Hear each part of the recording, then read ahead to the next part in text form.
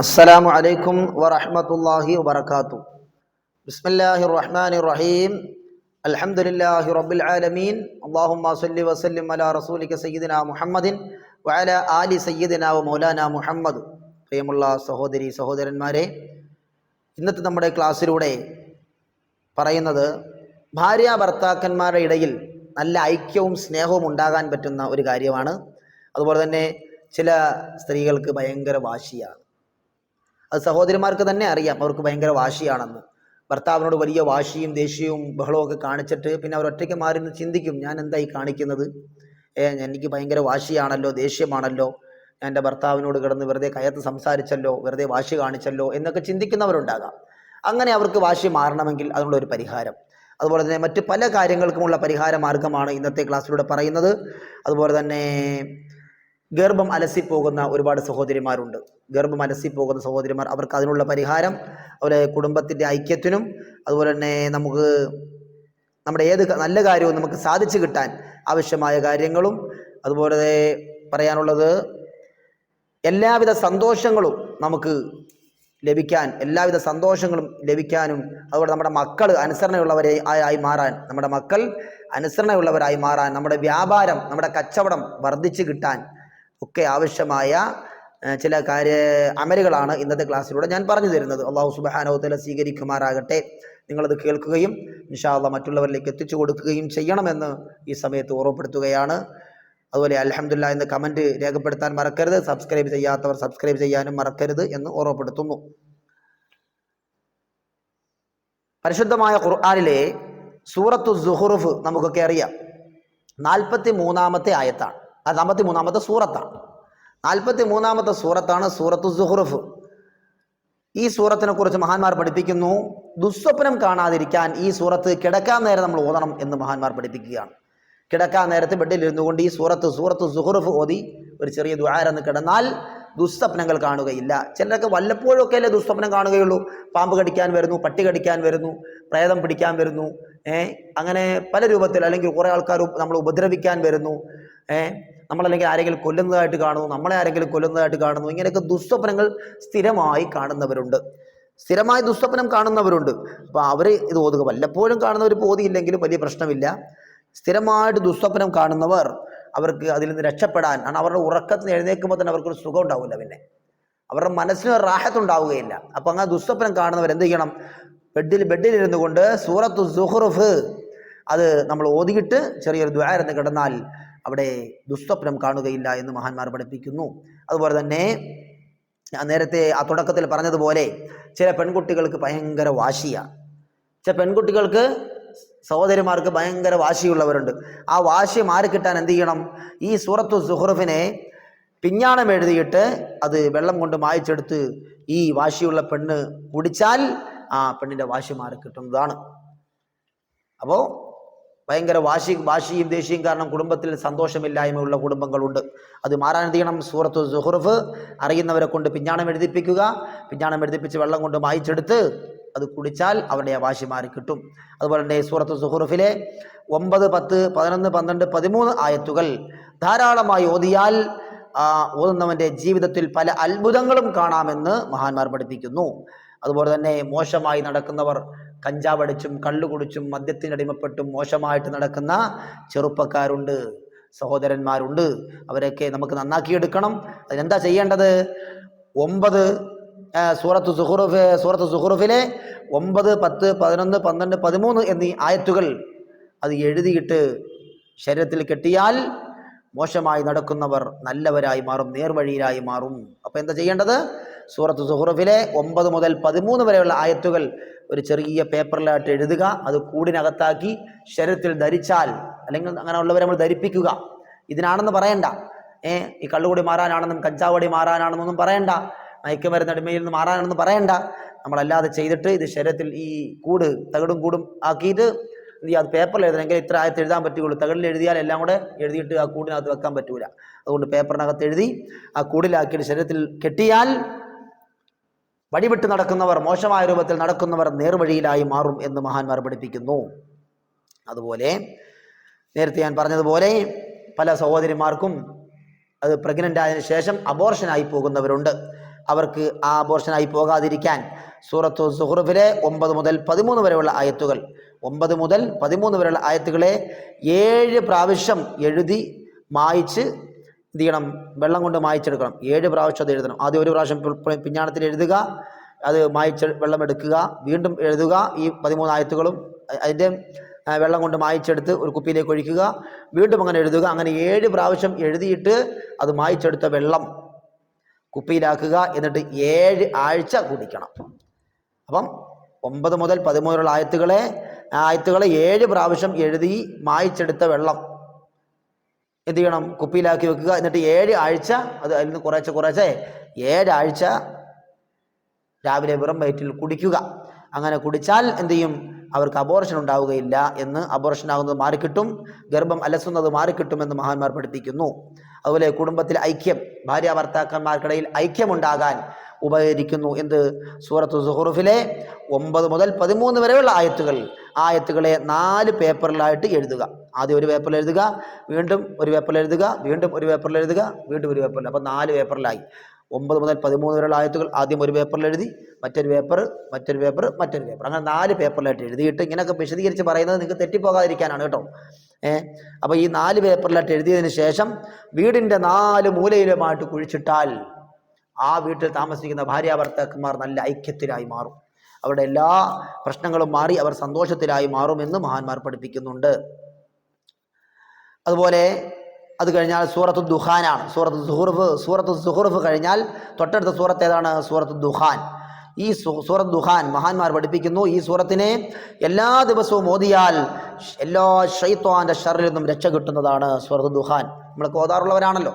അപ്പോൾ സൂറത്ത് ദുഖാൻ ഓതിയാൽ എല്ലാ ശൈത്വാന്റെ എല്ലാ ഷർറിൽ നിന്നും നമുക്ക് രക്ഷ കിട്ടുന്നതാണ് എന്ന് മഹാന്മാർ പഠിപ്പിക്കുന്നു. അതുപോലെ തന്നെ മറ്റുള്ളവരുടെ ഇടയിൽ നമുക്ക് ഒരു വിലയുണ്ടാകാൻ, ഒരു മതിപ്പുണ്ട്. കിബർ വരാനല്ല കേട്ടോ, പൊങ്ങച്ചവും കിബറും വരാനല്ല. മറ്റുള്ളവർ നമ്മൾ ഒരു വാക്ക് പറയുമ്പോൾ അതിനൊരു വില വേണമല്ലോ. അപ്പോൾ അതിനുവേണ്ടി ആ മറ്റുള്ളവരുടെ ഇടയിൽ നമുക്കൊരു വിലയുണ്ടാകാൻ വേണ്ടി എന്ത് ചെയ്യുക? സൂറത്ത് ദുഖാൻ ഈ സൂറത്തിനെ മുടങ്ങാതെ മഗ്‌രിബിന് ശേഷം ഓതിയാൽ മറ്റുള്ളവരുടെ ഇടയിൽ നമുക്കൊരു മതിപ്പുണ്ടാകും, ഒരു വിലയുണ്ടാകും, നമ്മൾ പറയുന്ന വാക്കിനൊരു വിലയുണ്ടാകുമെന്ന് മഹാന്മാർ പഠിപ്പിക്കുന്നു. അതുപോലെ സൂറത്ത് ദുഖാൻ ശഅബാൻ മാസം 1-ാം രാവ് ഇശാ നിസ്കാരത്തിന് ശേഷം 1 മുതൽ 8 വരെയുള്ള ആയത്തുകളെ 15 പ്രാവശ്യം ഓതണം. ഇങ്ങനെ 14 ദിവസം വരെ ഓതണം. 14-ാമത്തെ ദിവസം എന്ത് ചെയ്യണം? 30 പ്രാവശ്യം ഓതണം. അതിനുശേഷം 500 സ്വലാത്ത് ചൊല്ലി നമ്മൾ എന്ത് ആവശ്യങ്ങൾ അള്ളാഹുവിനോട് ചോദിച്ചാലും 100% ആവശ്യം നിറവേറി കിട്ടുന്നതാണ് എന്ന് മഹാന്മാർ പഠിപ്പിക്കുന്നു.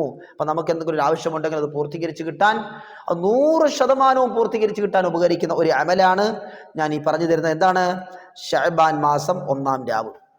നാളെയാണ് ശഅബാൻ 1 ഇന്ന് വരാൻ പോകുന്ന രാത്രിയാണ് 1-ാം രാവ്. ശഅബാൻ 1-ാം രാവ് എന്ത് ചെയ്യണം? ഇശാ നിസ്കാരത്തിന് ശേഷം സൂറത്ത് ദുഖാനിലെ 1 മുതൽ 8 വരെയുള്ള ആയത്തുകൾ 15 പ്രാവശ്യം ഓതുക. പിറ്റേ ദിവസം ഓതുക, അതിൻ്റെ പിറ്റേ ദിവസം ഓതുക. അങ്ങനെ ശഅബാൻ 14-ാം രാവ് വരെ ഓതണം. അങ്ങനെ ശഅബാൻ 14-ാം രാവ് വരെ ഓതണം.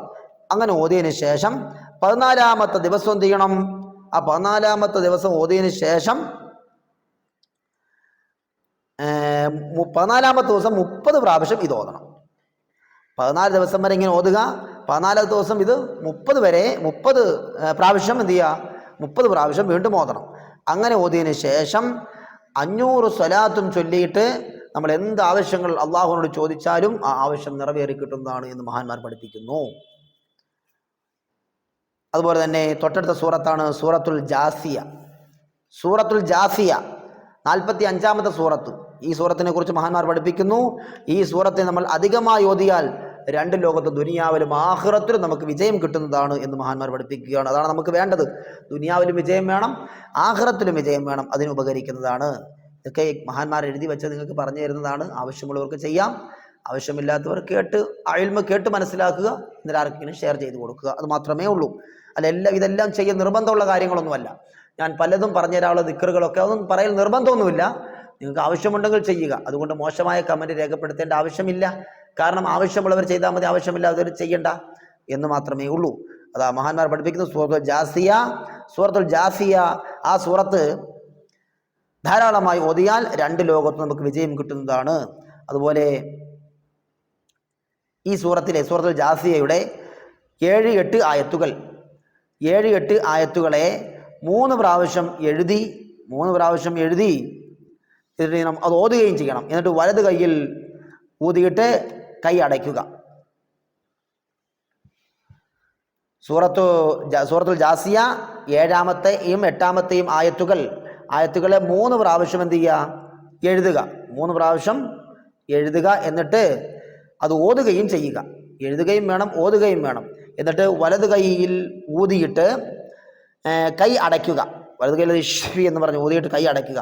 എന്നിട്ട് നമ്മൾ ആരിൽ നിന്നാണ് ഒരു കാര്യം സാധിക്കേണ്ടത്, ആ സാധിക്കേണ്ട ആളിനെ കാണുമ്പോഴാണ് ഈ കൈ തുറക്കേണ്ടത്. എന്നാൽ ആ ആളിൽ നിന്ന് നമ്മൾ എന്താണ് ഉദ്ദേശിച്ചത് ആ കാര്യം സാധിച്ചു കിട്ടുന്നതാണ്. ഒന്നുകൂടി പറഞ്ഞു തരാം. നമുക്കിപ്പോൾ ഒരാളിൽ നിന്നൊരു കാര്യം സാധിച്ചു കിട്ടണം, വളരെ അർജൻറ്റായ അത്യാവശ്യമായ ഒരു കാര്യമാണ്. എന്നാൽ എന്താ ചെയ്യേണ്ടത്? അയാൾ വിചാരിച്ചാലേ നടക്കുകയുള്ളൂ. ആ കാര്യം സാധിക്കണമെങ്കിൽ അയാൾ വിചാരിച്ചാലേ നടക്കുകയുള്ളൂ. ഉദാഹരണത്തിന് MLA കാണാൻ പോകുന്നു, ഒരു മന്ത്രിയെ കാണാൻ പോകുന്നു, അല്ലെങ്കിൽ ഒരു ഉദ്യോഗസ്ഥനെ കാണാൻ പോകുന്നു. ആ ഉദ്യോഗസ്ഥൻ അത് കാര്യങ്ങൾ ചെയ്തു തന്നെങ്കിൽ നമുക്ക് എന്താവുള്ളൂ? നമ്മുടെ വീടിൻ്റെ പണികൾ തുടങ്ങാൻ പറ്റുകയുള്ളൂ, അല്ലെങ്കിൽ നമ്മുടെ ബിസിനസ് നടക്കുകയുള്ളൂ, അതിൻ്റെ ലൈസൻസ് കിട്ടണം. അങ്ങനെ പല കാര്യങ്ങളുണ്ട്, പലരെ കൊണ്ട് സാധിച്ചു കിട്ടേണ്ട പല കാര്യങ്ങളുമുണ്ട്. അങ്ങനെയുള്ള കാര്യങ്ങൾ സാധിക്കണമെന്ന് വെക്കുമ്പോൾ എന്ത് ചെയ്യണം? സൂറത്തുൽ ജാസിയ അതിലെ 7-ാമത്തെയും 8-ാമത്തെയും ആയത്തുകൾ 3 പ്രാവശ്യം നമ്മൾ എന്ത് ചെയ്യണം? എഴുതണം. ഒരു പേപ്പറിൽ എഴുതണം. എന്നിട്ട് അത് ആ 3 പ്രാവശ്യം ഈ 2 ആയത്തുകൾ ഓതുകയും ചെയ്യണം. ഓതിയിട്ട് എന്ത് ചെയ്യുക? വലത് കൈയിലേക്ക് ഇഷ്ഫി എന്ന് പറഞ്ഞ് നമ്മൾ മന്ത്രിച്ചോതുക. എന്നിട്ട് ആ കൈ അടച്ചു വെക്കുക. ആ എഴുതിയ ആയത്തുകൾ പോക്കറ്റിലും വെക്കുക. ആ പേപ്പറിൽ എഴുതിയല്ലോ, അത് പോക്കറ്റിൽ വെച്ചിരിക്കുക. എന്നിട്ട് എന്ത് ചെയ്യുക? കൈ അടച്ചു പിടിച്ചിട്ട് വേണം ആ ആളുടെ അടുത്തിലേക്ക് പോകാൻ. അവിടെ അടുക്ക ചെന്നിട്ട് വേണം, അവിടെ ചെല്ലുമ്പോഴാണ് തുറക്കേണ്ടത്. അങ്ങനെ കൈ തുറന്നാൽ അയാൾ നമ്മൾ പറയുന്ന കാര്യം എല്ലാം റെഡിയാക്കി നമുക്ക് തരും എന്ന് മഹാന്മാർ പഠിപ്പിക്കുകയാണ്. അല്ലാഹു സുബ്ഹാനഹു വ തആല തൗഫീഖ് നൽകുമാറാകട്ടെ. അതുപോലെ തന്നെ ഈ സൂറത്തുൽ ജാസിയ നമ്മുടെ കച്ചവടം വർദ്ധിക്കാനും കച്ചവടത്തിൽ ബറക്കത്തുണ്ടാകാനും ഉപകരിക്കുമെന്ന് മഹാന്മാർ പഠിപ്പിക്കുന്നു. എന്താ ചെയ്യേണ്ടത്? സൂറത്തുൽ ജാസിയ 12-ാമത്തെയും 13-ാമത്തെയും ആയത്തുകൾ അത് വ്യാപാര സ്ഥലത്ത് നമ്മൾ എഴുതി വെച്ചാൽ, ഒരു പേപ്പറിൽ എഴുതിയിട്ട് കച്ചവട സ്ഥലത്ത് വെച്ചാൽ അവിടെ നമുക്ക് ബറക്കത്തുണ്ടാകും എന്ന് മഹാന്മാർ പഠിപ്പിക്കുന്നു. കച്ചവടം വർദ്ധിക്കും, വരുമാനം വർദ്ധിക്കും, സമ്പത്ത് വർദ്ധിക്കും മഹാന്മാർ പഠിപ്പിക്കുകയാണ്. ഇത് നോക്കൂ, സൂറത്തുൽ അഹ്ഖാഫ് നമ്മൾ ഉറക്കത്തിൽ ജിന്നിൻ്റെയും ഷൈത്താൻ്റെയും ശല്യം വരാതിരിക്കാൻ വേണ്ടി ഇത് പതിവായി ഓതാൻ മഹാന്മാർ പഠിപ്പിക്കുന്നുണ്ട്. എത്രാമത്തെ സൂറത്താണ്? സൂറത്തുൽ അഹ്ഖാഫ് 46-ാമത്തെ സൂറത്താണ്. സൂറത്തുൽ അഹ്ഖാഫ് പരിശുദ്ധ ഖുർആനിലെ 46-ാമത്തെ സൂറത്താണ്. അപ്പോൾ എന്ത് ചെയ്യണം? ഈ സൂറത്തുൽ അഹ്ഖാഫിനെ എല്ലാ ദിവസവും നമ്മൾ പതിവാക്കിയാൽ ഉറക്കത്തിൽ ജിന്നിൻ്റെയും ഷൈത്താൻ്റെയും ഒക്കെ ശല്യത്തിൽ നിന്ന് നമുക്ക് കാവലുണ്ടാകും. അതുപോലെ മോശം സ്വഭാവമുള്ള മക്കളൊക്കെ ഉണ്ടെങ്കിൽ അവർ നന്നായി കിട്ടുകയും ചെയ്യും. അവർക്ക് മന്ത്രിച്ച് ഓതിക്കൊടുക്കുക, അവർക്ക് ഓതാൻ അറിയുമെങ്കിൽ അവരെ കൊണ്ട് ഓതിപ്പിക്കുക, അതല്ലെങ്കിൽ മന്ത്രിച്ച് അവരെ ഇഷ്ഫി എന്ന് മന്ത്രിച്ച് ഊതുക. എന്നാൽ ആ മക്കൾ നന്നായി മാറുകയും ചെയ്യും എന്ന് മഹാന്മാർ പഠിപ്പിക്കുന്നുണ്ട്. അല്ലാഹു സുബ്ഹാനഹു വ തആല തൗഫീഖ് നൽകുമാറാകട്ടെ. അതുപോലെ നമുക്കെല്ലാം അറിയുന്ന ഒരു സൂറത്താണ് സൂറത്തു മുഹമ്മദ്. എത്രാമത്തെ സൂറത്താണ്? 47-ാമത്തെ സൂറത്താണ്. പരിശുദ്ധമായ ഖുർആനിലെ 47-ാമത്തെ സൂറത്താണ് സൂറത്ത് മുഹമ്മദ്. ഈ സൂറത്തിനെ എല്ലാ ദിവസവും ഓതിയാൽ, അത് പതിവാക്കിയാൽ സ്വർഗത്തിലെ വെള്ളം കുടിക്കാൻ അവന് ഭാഗ്യം കിട്ടുന്നതാണ്. എന്ന് പറഞ്ഞാൽ എന്താ? സ്വർഗത്തിലുള്ള ബാക്കി ആർക്കും വെള്ളം കിട്ടത്തില്ല എന്നല്ല, സ്വർഗത്തിൽ പോകാൻ പറ്റുമെന്ന അർത്ഥം. സൂറത്തുൽ മുഹമ്മദ് 47-ാമത്തെ സൂറത്താണ്. ഈ സൂറത്തിനെ എല്ലാ ദിവസവും ഒരാൾ ഓതിയാൽ അയാൾക്ക് സ്വർഗത്തിലെ വെള്ളം കുടിക്കാമെന്ന് പറഞ്ഞാൽ അവന് സ്വർഗത്തിൽ പോകാം എന്ന് മഹാന്മാർ പഠിപ്പിക്കുകയാണ്. അള്ളാഹു തൗഫീഖ് നൽകുമാറാകട്ടെ. അതുപോലെ ചിലരുടെ മക്കൾ അനുസരിക്കുന്നില്ല എന്ന് പറയാറുണ്ടല്ലോ, മക്കൾ അനുസരിക്കുന്നില്ല. ആ മക്കൾ നന്നായി തീരാനും മാതാപിതാക്കളെ അനുസരിക്കുന്നവരും മാതാപിതാക്കളെ ബഹുമാനിക്കുന്നവരുമായി മാറാൻ എന്ത് ചെയ്യുക? സൂറത്തു മുഹമ്മദിനെ എഴുതി സംസം വെള്ളം കൊണ്ട് മായ്ച്ച് കുടിപ്പിക്കുക. സംസം വെള്ളം പിഞ്ഞാണം എഴുതുക. സൂറത്ത് മുഹമ്മദ് പിഞ്ഞാണം എഴുതിയിട്ട് വെള്ളം കൊണ്ട് മായ്ച്ചെടുത്തിട്ട് എന്ത് ചെയ്യുക? അത് മക്കൾക്ക് കുടിപ്പിക്കുക. മക്കൾക്ക് കുടിക്കാൻ കൊടുത്താൽ ആ മക്കൾ നല്ലവരായി മാറും, മാതാപിതാക്കളെ അനുസരിക്കുന്നവരായി മാറും എന്ന് മഹാന്മാർ പഠിപ്പിക്കുന്നു. അള്ളാഹു തൗഫീഖ് നൽകുമാറാകട്ടെ. ഇൻഷാ അല്ലാഹ് എല്ലാവരും എനിക്ക് വേണ്ടിയും കുടുംബത്തിന് വേണ്ടി ദുആ ചെയ്യണമെന്ന് വസിയത്ത് ചെയ്തുകൊണ്ട് നിർത്തുന്നു. അസ്സലാമു അലൈക്കും വറഹ്മത്തുള്ളാഹി വബറകാതുഹു.